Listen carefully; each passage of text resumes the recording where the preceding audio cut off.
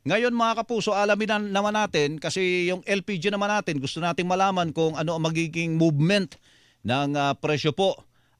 Kaugnay po nitong mga nangyayari dyan sa Middle East. Nasa linya po natin si Mr. Arnel T., Presidente ng LPG Marketers Association.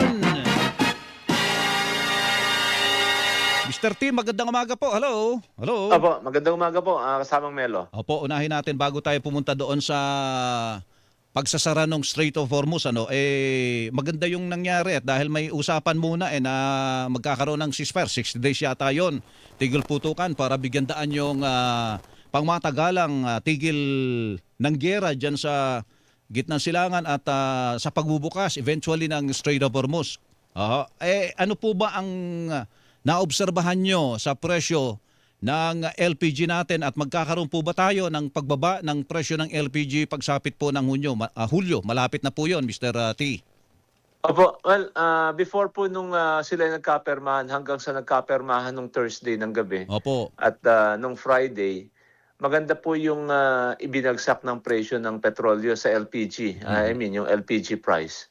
Kaya nabanggit po namin sa aming mga dealer at saka nag-anunsyo rin po kami sa mga consumer na hangga't maaari, huwag na muna silang bumili ng LPG habang meron pa silang naiiwang produkto dahil malaki ay babagsak nito sa July. July pa ho kasi talaga Opo. ang magiging epekto nito dahil every month po ang adjustment ng LPG pagdating sa international market price.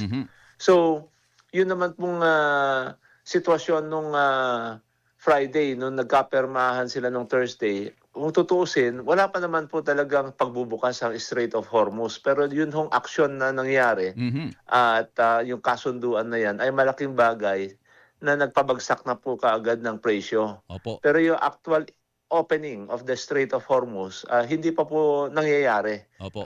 Nag-uusap pa lang po sila ngayon sa Switzerland para po doon sa mga detalye ng pag-uusap do sa 14 points agreement na nakita namin sinang-ayunan naman ho ng parehong partido, kaya po yun yung dahilan kung bakit bumagsak po ang presyo ng petrolyo sa pandaigdigang pamilihan. Kumbaga maganda po yung reaksyon ng merkado, ano po, Mr. T? Ganun naman po talaga dahil kinakalakal din po yung LPG, yung kerosene na yan, yung diesel na yan at saka yung gasolina na yan. So magkano po ang ibababa next month, Mr. T? Opo, ang bilang po namin mula nung Friday, hintayin po natin yung ngayon. Pero ito, estimate at maaaring kung ang kasunduan ay tuloy-tuloy, ay maaari pa pong bumaba. Pero as of Friday, ay 12 pesos na po equivalent yan per kilo. Yan na po yung magre-reflect sa ating retail ng LPG. Opo, yan Opo. po ang magre-reflect once na yung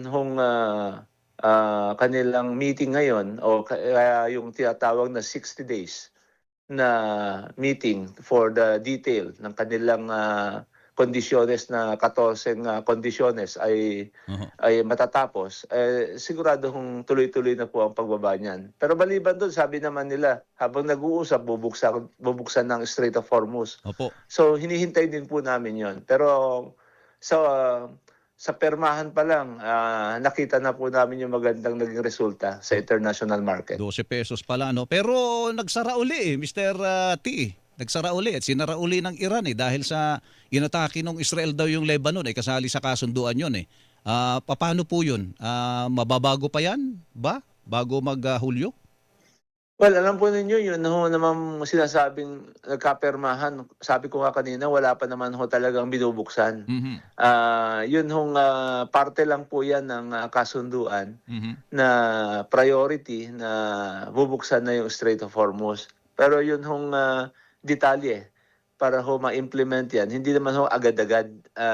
Ang maganda lang ay kasama ho yan sa kontrata nila ng pag-uusap. Opo. Basta may pinanghahawakan na tayo na 12 pesos pagsapit ng Hulyo. Ano po? Na rollback per kilo. Opo, opo. Wag lang ho yung ang isa lang ho naman magpapabago ng tawag natin dito, yung estimate forecast ng pagbagsak ay hindi matuloy kung nag-back out sila doon sa perma. Yung binawi nila yung kanilang pinirmahang agreement, which Opo. is malabo naman po mangyari yun. Opo, may balita nga na nag-walk out daw yung panel ng Iran eh. Bandang huli naman eh nilinaw na hindi naman pala umalis Opo. sa usapan. Yun, dahil nagkapermahan na po, sa tingin ko naman pipilitin na talaga dahil hindi lang naman ho yung dalawang bansang yun ang Opo, dahilan opo. kaya sila nagkapermahan. Marami pong tumulong para sila ay umabot sa ganun. So kung 12 pesos po yan, magkano po magiging retail po, presyo na po natin, Mr. T? Opo, siguro po yung pag-usapan na lang po natin pagka nagkatuluyan po itong pagbaba ng presyo. Ang binabanggit lang ho namin kaya namin na-anunsyo na mas maaga para hindi ho makabili ng masyadong maraming produkto ang marami nating mga kababayan dahil masakit din pong abutan ng mataas sa presyo. Kaya nga. Kaya po namin binabanggit ito. Pero kung sakasakali, nalalapit na po siya doon sa dating presyo ng before the conflict starts. So, kung ngayon ay nasa 1,280 ang isang tangke, mababawasan po ito ng mga 150 to as high as 160. So, malaki po ang kabawasan nito. Halos nasa 1,100 ho, mga ganun ang magiging presyo na lang nito or below 1,100. At least malapit-lapit na po siya doon sa presyo before the conflict. Opo, sige po. Mr. T, salamat po sa magandang balitang yan. Magandang umaga po sa inyo. Opo, magandang umaga po. Si Mr. Arnel T, Presidente ng LPG Marketers Association.